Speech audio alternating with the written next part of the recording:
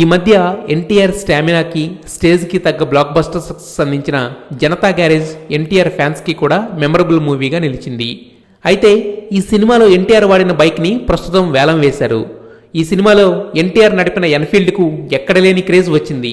దీంతో నల్గొండకు చెందిన NTR hard core fan ఏకంగా 10 లక్షలకు ఈ బైక్ని దక్కించుకున్నాడు.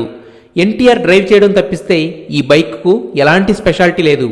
అయితే ఫ్యాన్స్కి కావాల్సింది కూడా అదే కదా. ఇక ఈ అమౌంట్ మొత్తాన్ని క్యాన్సర్ రోగులకు ట్రీట్మెంట్ అందించే బసవతారకం ఇండో అమెరికన్ క్యాన్సర్ హాస్పిటల్కు విరాళంగా ఇచ్చారు మైత్రి మూవీ మేకర్స్ అధినేతలు. జనతా గ్యారేజ్ డైరెక్టర్ అయిన కొరటాల శివ ఆ ఫ్యాన్కి ఈ బైక్ని అందజేశారు. ఓ పక్క ఎన్టీఆర్ కొత్త సినిమా సెట్స్ మీదకు వెళ్ళింది, మరో పక్క కొరటాల సినిమా త్వరలో సెట్స్ మీదకు వెళ్ళనుంది.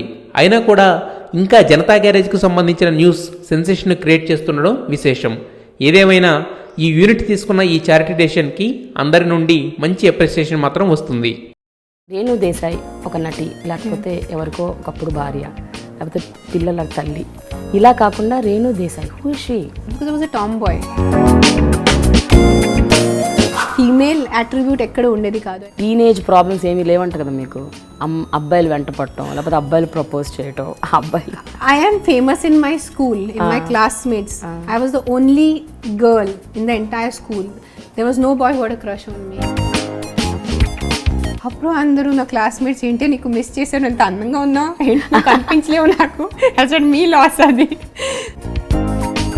కళ్యాణ్ గారు was the first guy I fell in love with.